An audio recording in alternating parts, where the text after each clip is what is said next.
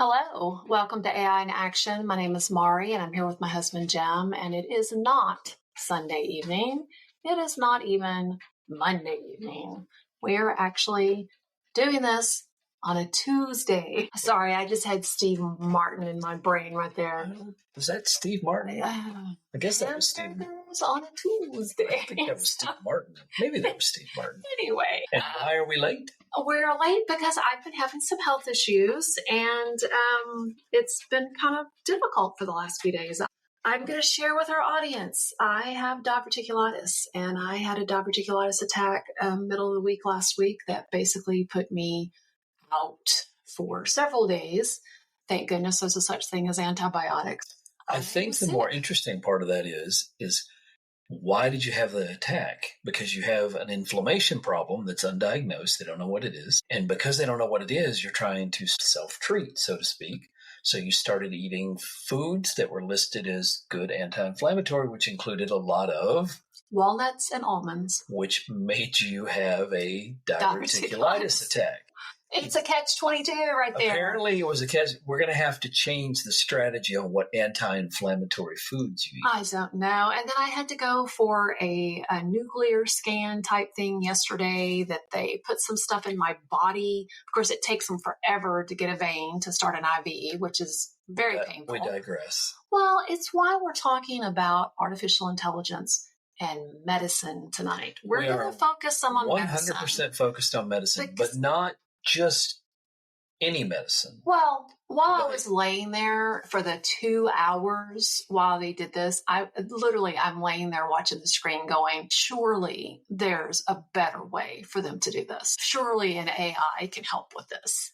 Well, when I was researching this stuff, because I'm always looking for medical stuff, partly because of your medical issues, of course, the election happened recently. And so I've been paying attention. You know, I don't like politicians. I don't care which party they are. I think you said that. I think I say that a last podcast. But the last time Donald Trump got elected, he was going to fix our medical problems. Maybe he'll do better this time. However, I don't believe any of our so-called politicians are really trying to fix it because there's too much money in it staying the way it is. However, that being said, one of the things he specifically said that I hope he's successful at is he wants to increase competition.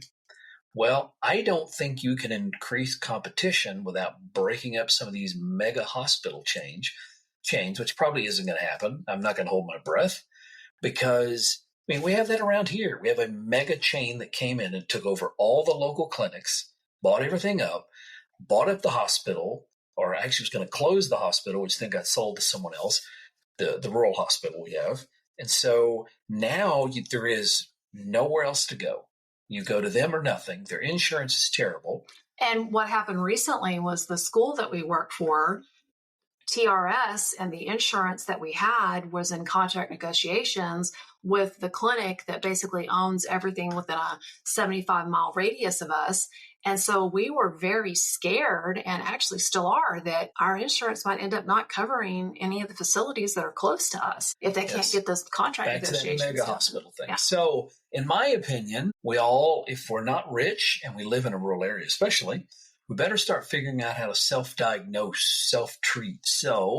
As a side note, I discovered right now the healthcare in the U.S. ranks last in the top 10 high-income countries. Now, I knew that already because Rachel has a minor in medical administration, and so she was telling us about it. I think some of the countries in the top 5 have shifted a little bit. Not medical administration. It's actually the business of healthcare, and that's not to be a medical administrator, but to actually, she learned how all the different businesses worked in the healthcare environment. Well, she went in, she did internships. Anyway, we need to move on because I put a lot of stuff in here. But so, first scenario I was talking about, I think that one of the places that AI can make a huge difference is for it to help you look for signs of problems. In other words, it can watch you, which is what this one's about. This particular article is about an AI-powered tool that can offer you quick, no-contact blood pressure and diabetes screening using short videos. Yeah, one of the ways, whenever I worked in the health industry, and one of the ways that you tend to diagnose certain things is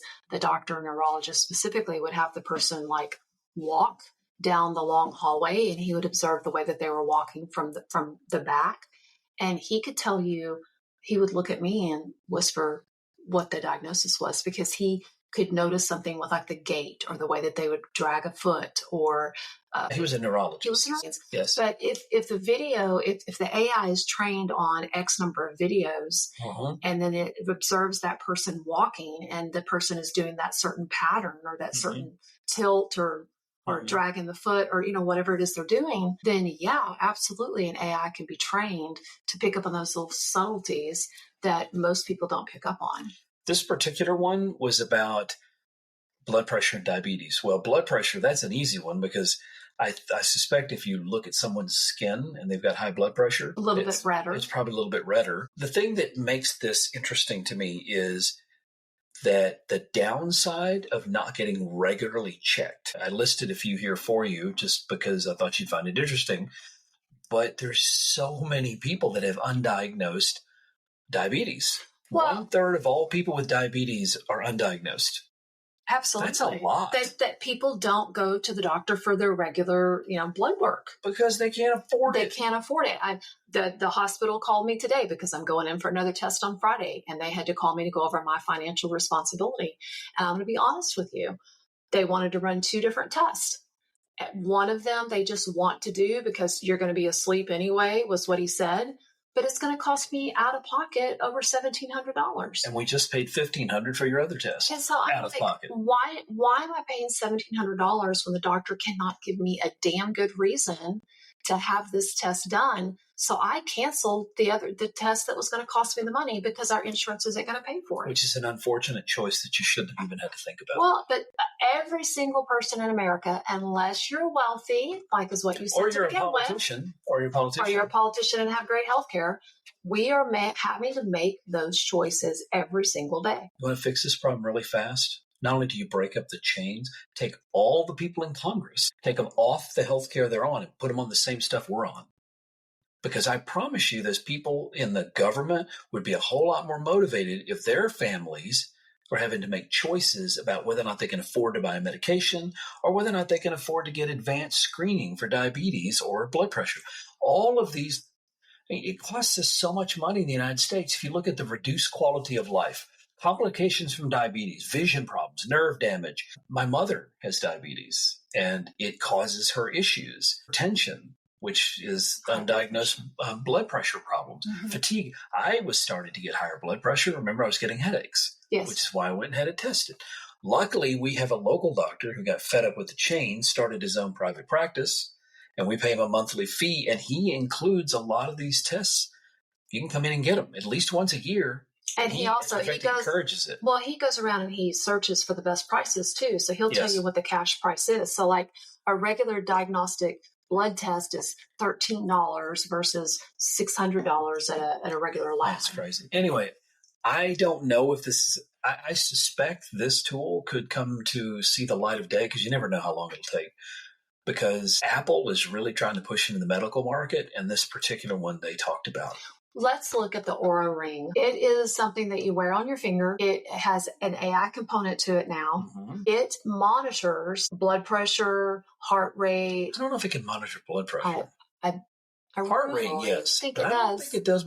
I do know that Apple is, I think you can now use your iPhone for blood pressure. Apple's getting certified as some of these ability to use it as a medical device. And I think that's going to accelerate stuff like this getting certified to be used, because Apple's got a lot of money. I hope so. So moving on, this next one is, I'll let you read this one. Well, it's an artificial intelligence tool for cancer.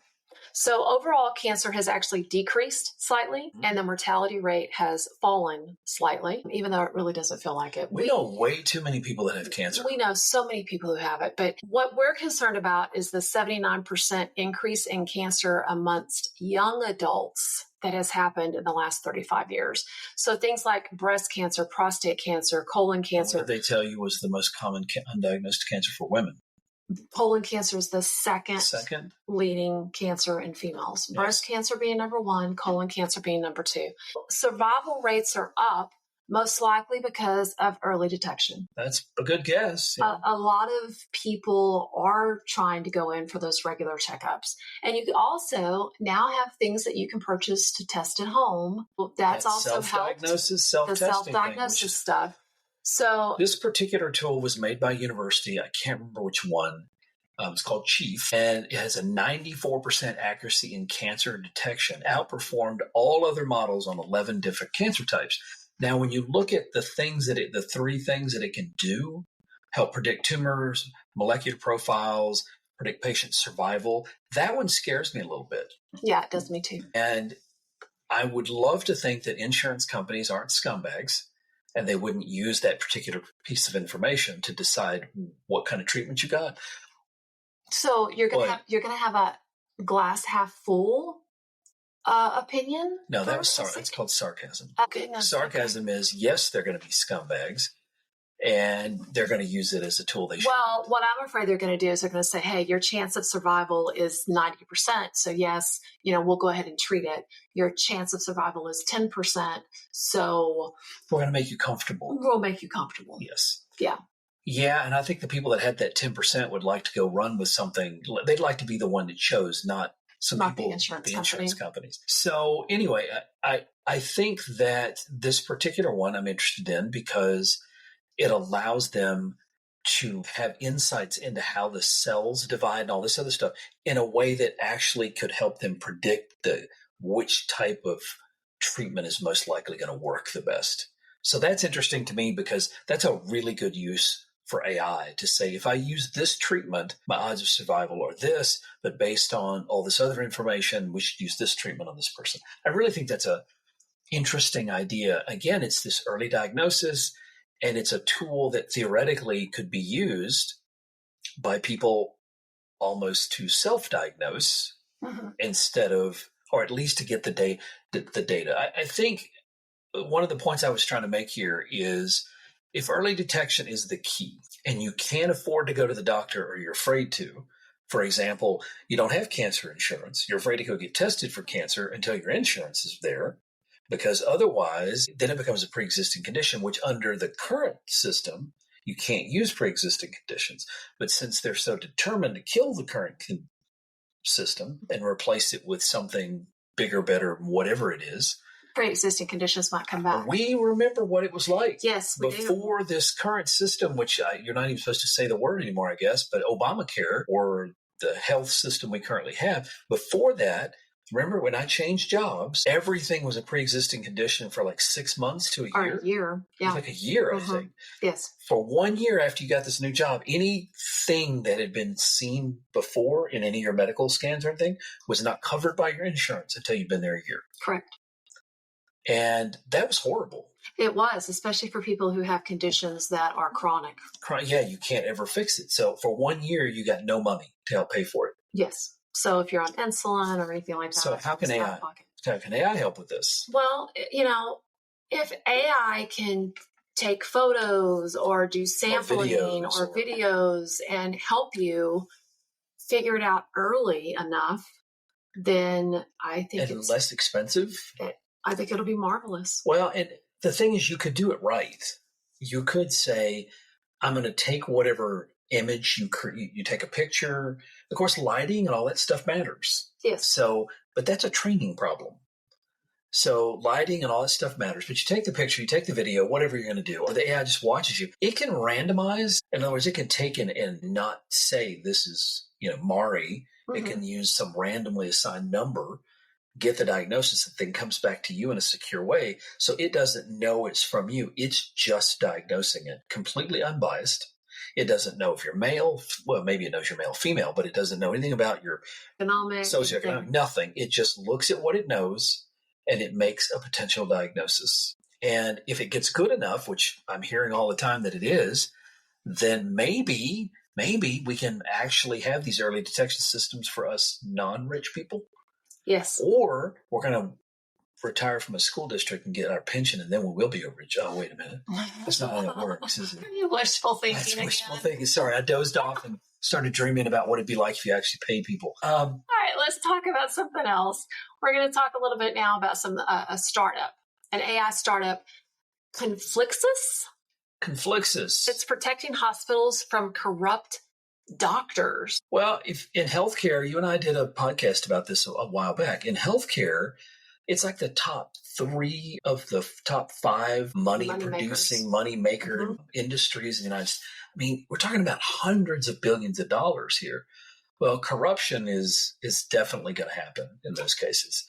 You're going to have people that are selling pills out of the back. You're going to have people that are, For me, it's more of the pharmaceutical company that comes into the office and brings the meal and provides the speaker and takes the doctor on the vacation and yada, yada, yada.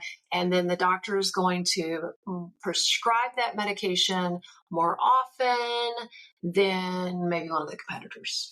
Well, not only that, but they may prescribe it instead of another one that could produce a better outcome. Yes. And you used to work in a doctor's office because you've done everything. And when you were working in the doctor's office, you saw these people coming in from these drug companies. Remember, they were very friendly. They came in, they brought all kinds of gifts and all kinds of stuff. Yeah.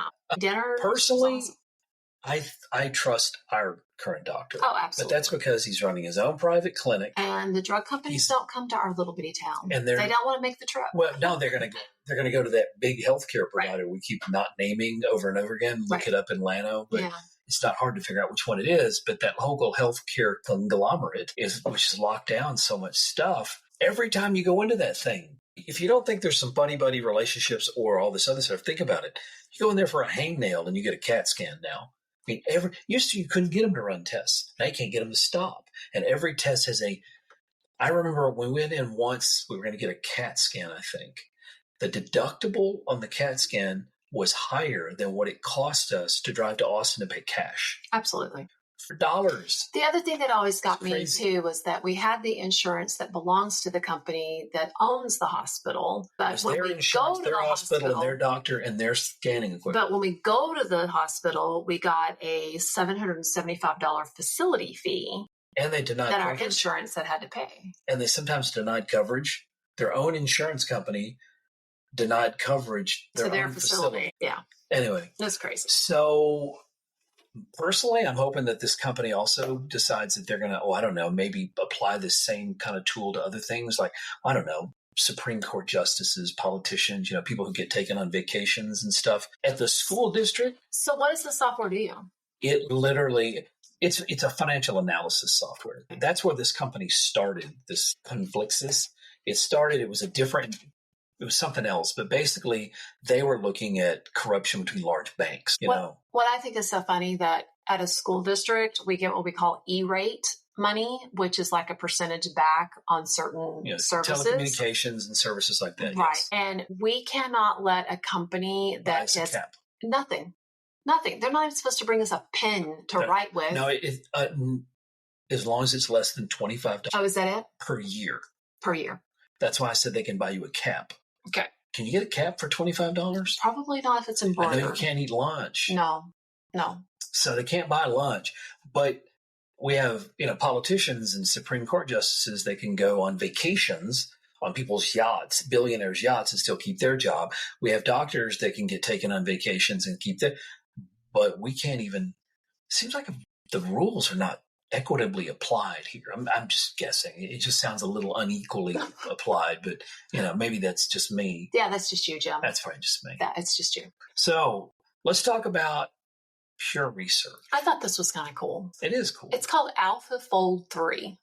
It's actually a GitHub repository. So that's when you open source. Most people, when they open source their code, they put it on GitHub. GitHub used to be the place that everybody went, but they almost stopped going there because Microsoft bought it because they wanted access to all this stuff. But anyway, this is from DeepMind, which is the part of Google that actually can do something right. And DeepMind they're an incredible organization. I think that the current system for training large language models came from DeepMind, honestly. They're amazing. I think they're located in France. Wow. But anyway, the AlphaFold, it's an AI-based protein folding thing. Now, why do you care about that? Why do you care about protein folding? Well, first, before I know why it matters, I'd like to know a little bit more about what it is. Because I know that the people that listen to our podcast, I love the people that listen to our podcast, but a lot of them are educators And educators do like to be educated a little bit. So I want to know what it actually is. Most people know what protein folding is, though. I mean, it's pretty common knowledge. Probably not. Do they really? Probably not. Okay. Moving on. Jim, your smart is showing, okay? I was actually kidding. I didn't know what protein folding is either. So it can accurately predict the 3D structure of proteins from their amino acid sequence. It uses deep learning techniques to determine how proteins fold into their final shapes, which has long been a major challenge in biology, known as the protein folding. That's really not a very clever description. It's known as the protein folding. Apparently, as I understand it, and biology really isn't my subject. I liked biology. But I got out of taking biology by taking physics instead. So I'm not a biology person. Apparently, the 3D structure of the protein is everything. And one minor change in that structure doesn't fold right. It makes a difference as to whether or not it's a disease or not a disease or an effective drug or whatever. That's why it matters, because the protein structure helps them with drug discoveries, understanding biological processes, accelerating research. These are all areas that are very important. Well, the proteins are essential because they carry out functions in our bodies. Pretty much the building blocks of our bodies. They are.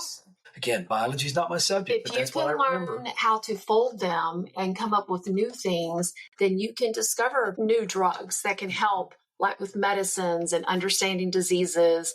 And you can do all sorts of things about having insights into how cells and organisms function at all the way down to molecular levels. So one of the things that I thought was interesting was the researchers are saying it's advanced AlphaFold, which, by the way, you can use it for research, but you cannot sell a product based on it. That was Google's rules. I thought that was great. And that's fine. But plastic pollution, that was one of the uses for it. I don't really understand what plastic pollution has. Maybe it's how plastic affects. Like the microplastics? Maybe. I didn't really understand that one. The other stuff, because it doesn't sound biological to me. But they talked about tropical diseases and the antibiotic resistance. They're using it for that. That's a big one. That is a big one. There's a lot of things out there that are antibiotic resistant now. Yeah. A long time ago, like 26 years ago, I did a speech on antibacterial soaps. And it's when they were first coming out. And it was a college presentation I had to do for a class I was taking. And it was about how the antibacterial soaps and everything were going to actually be bad because we were going to have an uptick in a resistant. Which diseases. We have. Remember when you were in the hospital that summer? Rachel sat on the floor. And what did the nurse tell her? The nurse walked in and she was like, "No, honey, that's the dirtiest place in the world. Never sit on the floor in a hospital." Never, ever. Because the things that are on the floor could be very bad. Yes. So Rachel jumped because Rachel was a germaphobe back then. Yeah, so she jumped off that floor in a hurry. Crop resilience, that's a big one. Considering that our non-existent climate change is actually, affecting our crops because, I don't know, they're not getting enough water. Or they're getting tornadoes coming through. Or tornadoes. Or in our case, getting all the grasshoppers came through and devoured our garden the last time we had it. Yeah.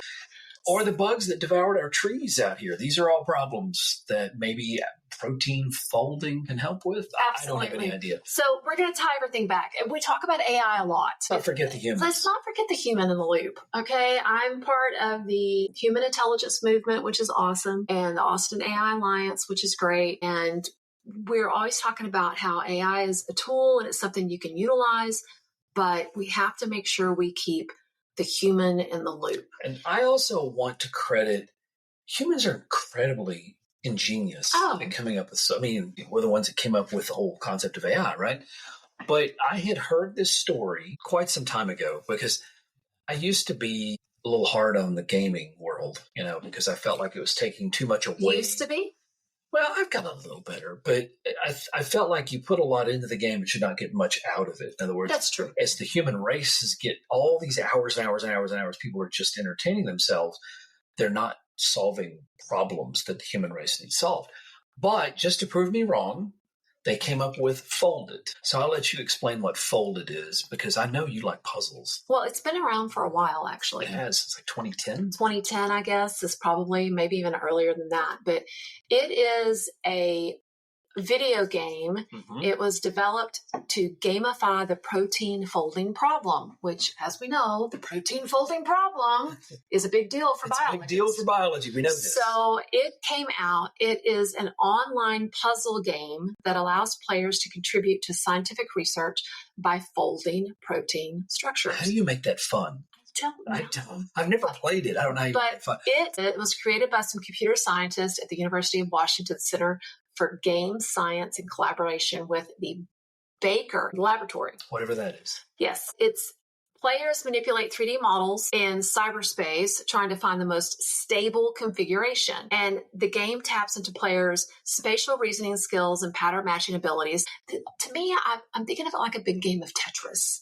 You know, it's like a 3D game folding things. You know, that you may be right, because you really like Tetris for a while, too. So they started with the basic levels and progressed to more complex challenges, and they can collaborate with each other and compete to solve protein structures. Now, what I thought was interesting was they actually did I remember hearing about this in 2011.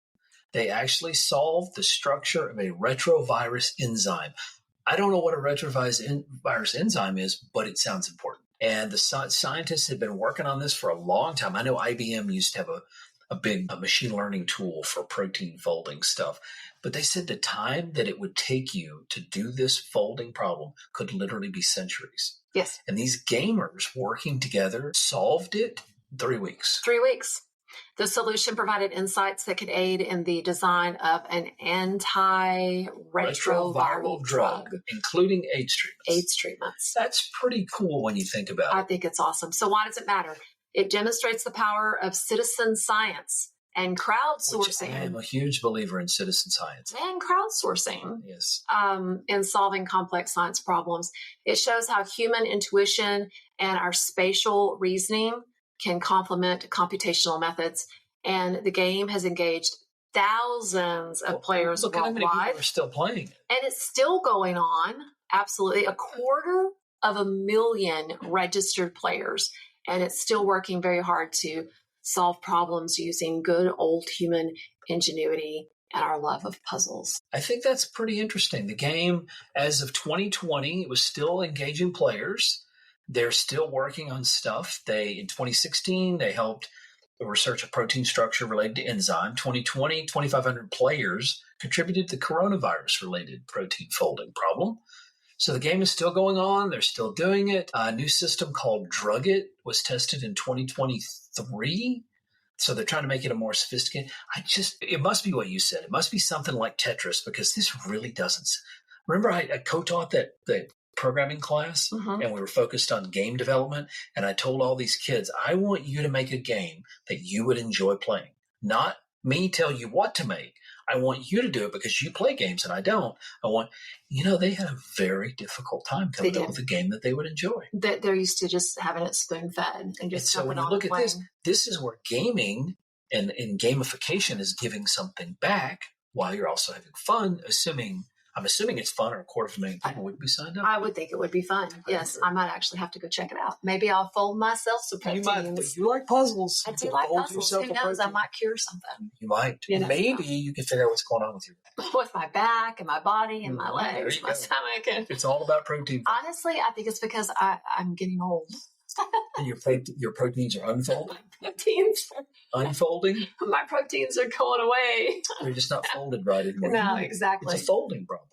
Yeah, maybe it is. So real quick, we are slowing down just a little bit for the holidays. I've got a 30-minute session I'm about to do when we get off of this podcast. It's a virtual showcase for AI in action for education, and it specifically has to do with an AI framework. Hey, your timer's going off. Are we done? No, I was watching close. So I'm looking forward to that. It's kind of weird, though, because it's a virtual presentation. I have to pre-record it. And every time I'm recording, I'm like, no. You're never going to finish. I'm never going to finish. I'm You're never going to finish. I'm a perfectionist. Yeah, so, you could call it that. Yeah.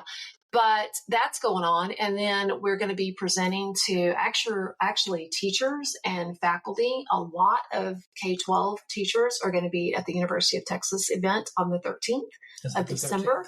13th of December, we're doing that. And then we're going to take a little bit of a break. And we're going to... Is that their last one? That's the last one we have scheduled right now, okay. December 13th, until February. Which is great because we're thinking about taking a little vacation, spending some time with family, having some good holiday time. Working on AI stuff. I might paint a bedroom. What does that have to do with AI? Exactly, but I might do that. And we're going to get ready for the TCA conference in February, which we actually have a booth. So you have to work on Agnes because we're going to showcase it and start doing Agnes beta programs for people to get like early buy-in to put Agnes in their school. We're out of time, but I got to mention one more thing. I cloned you today. You did. I did. It was my voice. You know, we're playing with AI voice cloning, or Jim is, and it was pretty darn good. 15 seconds of audio from you talking. Mine sounded like a robot. A little bit. A little tinny. Yours was good. Who knows? This might not really be me talking. Who knows? Agnes is about to sound an awful lot like you. All right, guys. Thank y'all so much for listening. We know it is a Tuesday night, but we still hope that y'all have a marvelous rest of the week.